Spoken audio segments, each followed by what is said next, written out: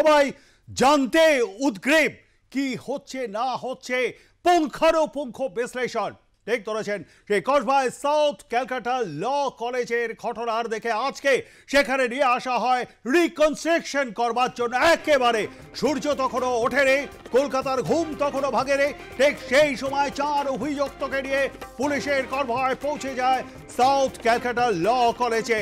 সেদিন কি ঘটেছিল, অর্থাৎ 25শে জুন অভিশপ্ত সেই দিনে ঠিক কি কি ঘটেছিল তার পুঙ্খানুপুঙ্খ তারা পুনর্নির্মাণ করেন, অর্থাৎ রিকনস্ট্রাকশন করা হয়, যেটি তদন্তের কাজে অত্যন্ত গুরুত্বপূর্ণ।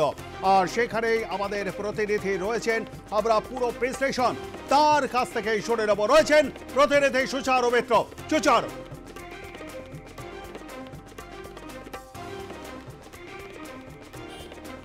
দেখো 25শে জুন থেকে এই সময় পর্যায়ে এবং সেই সময় পর্যায়ের মধ্যে ঘটনার তদন্ত করতে গিয়ে পড়তে পড়তে জট খুলছে। তদন্তকারী আধিকারিকরা দেখেন যে নির্যাতিতার বয়ানের সঙ্গে সিসিটিভি ফুটেজ একেবারে মিলে যাচ্ছে। শুধু তাই নয়, এই কলেজে সব রকম বেনিয়ম চলতো, অর্থাৎ মনোজিৎ মিশ্র একজন প্রাক্তন, একজন জুনিয়র লয়ার, সে এই কলেজে এসে দাপট দেখাতো, প্রোফাইল ভাগ করত, কাউকে সেক্রেটারি, কাউকে জয়েন্ট সেক্রেটারি, কাউকে গুরুত্বপূর্ণ প্রোফাইল দিত। কিন্তু কি করে সে দিত? যেখানে কলেজগুলোতে ছাত্র ইউনিয়ন নেই, ছাত্র কাউন্সিল নেই, সেখানে কসবা ল কলেজে কি করে মনোজিৎ মিশ্র গোটা ব্যাপারটা পরিচালনা করত। এবং আশ্চর্যের বিষয়, এই কলেজে জিএস ছিল বলা হচ্ছে। কি করে এই রূপসা নামে জিএস জেনারেল সেক্রেটারি সে দায়িত্বে থাকতে পারে, যেখানে রাজ্যের কলেজগুলোতে দীর্ঘদিন ধরে নির্বাচন নেই?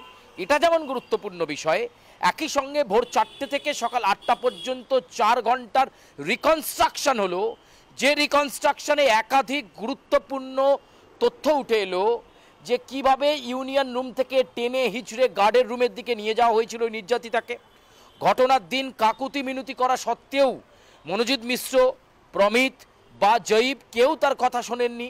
এমনকি যখন ধস্তাধস্তি অবস্থায় বা ধর্ষণরত অবস্থায় ওই নির্যাতিতা শ্বাসকষ্ট অনুভব করে, ইনহেলার চায়, তখন জয়ীব কলেজের পাশে হাফ কিলোমিটারের মধ্যে থাকা একটি মেডিসিন শপ থেকে ইনহেলার এনে দেয় ইউপিআই পেমেন্ট করে। ইনহেলার নিয়ে একটু সুস্থ হওয়ার পরে আবার লাগাতার ধর্ষণের ঘটনা। ফলে গোটা ঘটনা তদন্তকারী আধিকারিকরা যা দেখতে পাচ্ছেন, নির্যাতিতার বয়ানের সঙ্গে হুবহু মিল, এবং এফআইআর কপি, টেকনিক্যাল এভিডেন্স, অর্থাৎ যে সিসিটিভি ফুটেজ ইতিমধ্যে কলেজের ভেতরে থাকা যে সিসিটিভি ফুটেজ ইতিমধ্যেই তদন্তকারী আধিকারিকদের নজরে এসেছে, যেখানে 25শে জুন ঘটনার আগে এবং ঘটনার পরের মুহূর্তের ছবি, তাতে সরাসরি দেখা যাচ্ছে মনোজিৎ মিশ্র এবং তার সহযোগীরা সন্ধ্যের একটা সময়ের পরে ওই যে গার্ড রুমে ঢুকলেন এবং গার্ড রুমে চাবি দিয়ে দিলেন, এবং ওই নিরাপত্তারক্ষী যিনি কিনা এখন পুলিশি হেফাজতে রয়েছে, প্রবীর, যাকে ইতিমধ্যে পুলিশের হেফাজতে রয়েছে, কারণ তিনি ঘটনার তথ্য গোপন করার চেষ্টা করেছিলেন। সেই তথ্য গোপন করার জন্য তাকেও কিন্তু গ্রেপ্তার করা হয়েছে। ফলে যত সময় গড়াচ্ছে এই ঘটনা পড়তে পড়তে কিন্তু নতুন নতুন জট খুলছে। একদিকে বিএনএস 170, বিএনএস 140, বিএনএস 142 অপহরণের ধারা সংযুক্ত হয়েছে, আবার অন্যদিকে ধর্ষণের ধারা সংযুক্ত হয়েছে। কিন্তু এক্ষেত্রেও আরও নতুন নতুন ধারা সংযুক্ত হওয়ার পথ তৈরি হয়েছে। আজকে মনোজিৎ মিশ্র, জয়ীব আহমেদ, প্রমিত এবং ওই নিরাপত্তারক্ষীকে ভোর 4টের সময় এখানে নিয়ে আসা হয়। বলা যেতে পারে কাক ভোরে ঘুম থেকে তুলে কসবা ল কলেজে এনে ওই ঘটনার দিন ঠিক কি কি ভূমিকায় কে কে ছিল, কি কাকে কি বলেছিল, মনোজিৎ কিভাবে তার প্রভাব খাটিয়েছিল, ওই 2 সাকরেত কিভাবে ভিডিও করেছিল এবং মেয়েটিকে ভয় দেখিয়েছিল, নিরাপত্তারক্ষীকে কি বলা হয়েছিল, কিভাবে তার কাছ থেকে চাবি কেড়ে নেওয়া হয়েছিল, এই সমস্ত কিছু কিন্তু আজকে পুনর্নির্মাণ করা হয় এই কলেজের ভেতর, এই ঘটনাস্থলে, এই অকুস্থলে। ফলে এই মুহূর্তে গোটা পরিস্থিতি যত সময় গড়াচ্ছে, তদন্তের জট খুলে তদন্তকে তাড়াতাড়ি শেষ করতে চাইছে তদন্তকারী আধিকারিকরা। এবং তোমাকে জানাতে চাইব যে এই ঘটনার নেপথ্যে আর কোনো প্রভাবশালী রয়েছে কিনা সেটাও দেখা হচ্ছে। এই যে জিএস রূপসা, যার নাম উঠে আসছে, রাজ্যের কলেজগুলোতে প্রায় 10 বছরের বেশি সময় নির্বাচন নেই, তাহলে জেনারেল সেক্রেটারি পদ থাকলো কি করে? বা এই নির্যাতিতাকে ওই মনোজিৎ মিশ্র সে একটা প্রোফাইল দিয়েছিল সেক্রেটারি পদ, সেই সেক্রেটারি পদ পেল কি করে? এই প্রশ্নগুলো বা এই বিষয়গুলো ঢুকতে কিন্তু এই মুহূর্তে শুরু করে দিয়েছে। এবং জানাতে চাইবো, আবার দেখাতে চাইবো, কলেজের ভেতর এখনও মনোজিতের অস্তিত্ব স্পষ্ট। মনোজিৎ দা ইজ ইন আওয়ার হার্টস। অর্থাৎ এই কথাটা সে কখন বলতে পারে, কখন সে এতটা প্রভাব খাটাতে পারে, যে কলেজে ছাত্র কাউন্সিল থাকার কথা নয়, ইউনিয়ন থাকার কথা নয়, দীর্ঘদিন ইউনিভার্সিটি অ্যাক্ট অনুযায়ী ছাত্র সংসদ নির্বাচন হয়নি, ফলে তা সত্ত্বেও সেখানে কিভাবে সে প্রভাব খাটালো সে প্রশ্ন যেমন আসছে। রিকনস্ট্রাকশন কিন্তু অনেক তথ্যের জট খুলে দেবে।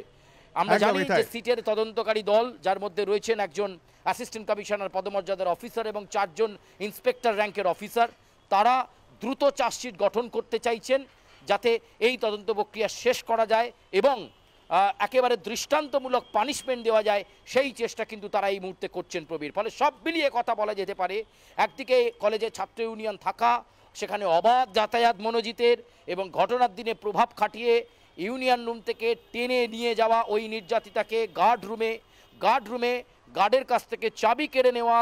গার্ড ভয়ে কাউকে কিছু বললেন না, প্রিন্সিপালকে নয়, ভাইস প্রিন্সিপালকে নয়, অদূরে কসবা থানা, 1 কিলোমিটারও নয় প্রবীর, সেই কসবা থানার আধিকারিকদেরও যদি তিনি ফোন করে বলতেন, হয়তো মেয়েটি সেদিন নির্যাতিতা হওয়ার ঘটনা থেকে বেঁচে যেতে পারতেন। ফলে এক্ষেত্রে আবার বলবো, এই মামলায় সংযুক্ত হয়েছে বিএনএস 170, 140, 142, যার মধ্যে অনেকগুলোই জামিন অযোগ্য ধারা, অর্থাৎ দীর্ঘক্ষণ আটকে রেখে অপহরণের মতো অপরাধ এবং সেই সঙ্গে ধর্ষণের ঘটনা করা।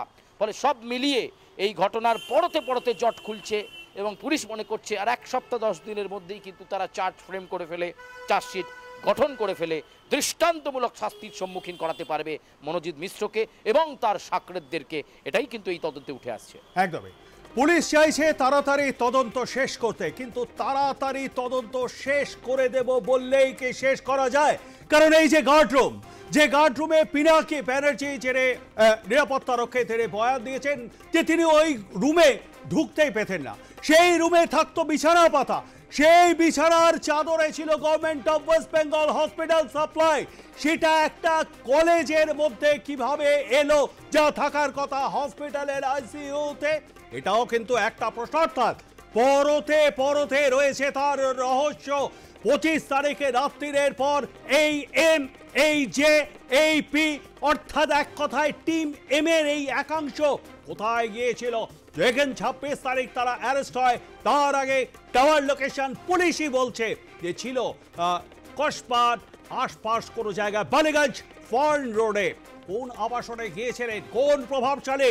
তবে কি শেষবারের মতন চেষ্টা করেছিলেন জাল কেটে পালিয়ে যাওয়ার জন্য, যেটা 2013, 2017 এবং 2022-এও জাল কেটে এইভাবেই পালিয়ে গিয়েছিলেন এই এম সুচার?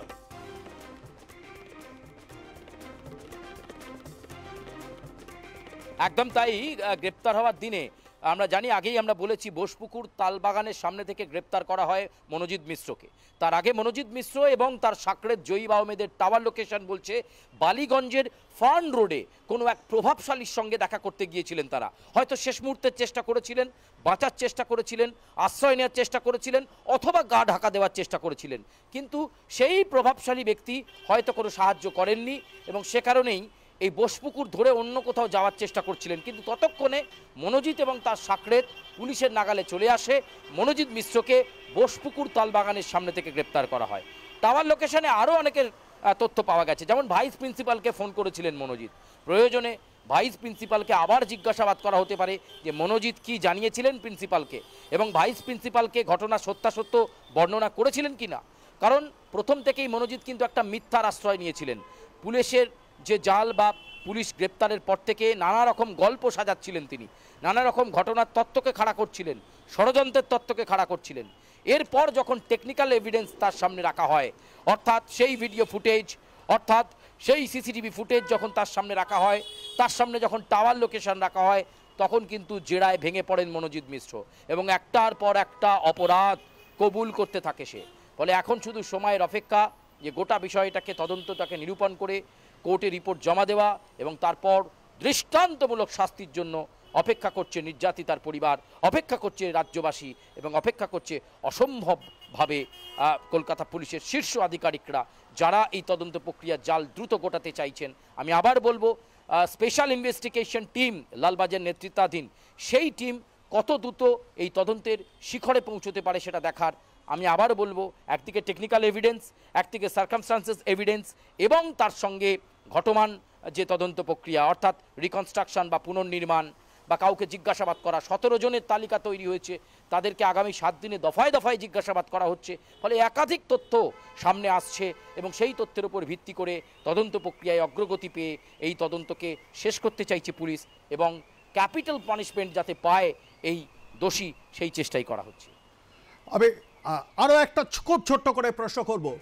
25 তারিখ ঘটনার পর 26 তারিখ এই সময় অর্থাৎ 24 ঘন্টা কিন্তু টাইম পেয়ে গিয়েছিল অপরাধীরা।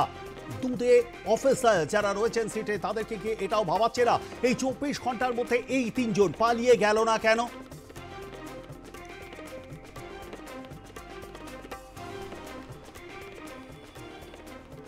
একদমই, তারা খানিকটা কিংকর্তব্য বিমূঢ় ছিলেন এবং মনে করেছিলেন কলেজের ভেতরে যেভাবে প্রভাব ছিল মনোজিৎ মিশ্র বা তার সাকরেদ জয়ী আহমেদের, তারা মনে করেছিলেন যে ওই সংশ্লিষ্ট শাসক দল ঘনিষ্ঠ ছাত্র সংগঠনের নেতারা তাদের পাশে থাকবেন এবং এই ঘটনায় তারা ব্যাকআপ পাবেন, ব্যাকআপ পেলে তারা আবার ক্যাম্পাসে তাদের দাপট বজায় রাখতে পারবেন। কিন্তু ভাবতেই পারেননি যে ঘটনার দায় এত তাড়াতাড়ি ঝেড়ে ফেলা হবে ওই সংশ্লিষ্ট পলিটিক্যাল পার্টির পক্ষ থেকে। ফলে তারপরে কিন্তু তারা খানিকটা ঘাবড়ে যান এবং শেষ রক্ষা হয়নি। ফলে অনেকটা সময় চলে যায়, একটা দিন। নির্যাতিতার বাড়ির সামনেও একাধিকবার দাঁড়িয়ে থাকতে দেখা গেছে মনোজিৎ মিশ্র বা তার সঙ্গীদেরকে। অর্থাৎ কোথাও না কোথাও যে ভয় তারা নির্যাতিতাকে দেখিয়েছিলেন সেই বেড়াজাল ভেঙে একটা মার্ক তৈরি করে দিয়েছিল এই নির্যাতিতা, তার বাবাকে সবটা বলে এবং থানায় এফআইআর করে। নির্যাতিতার বয়ানের সঙ্গে ওই অভিযুক্তর মেডিকেল রিপোর্ট, টেকনিক্যাল এভিডেন্স সমস্ত কিছু এই মুহূর্তে মিলছে।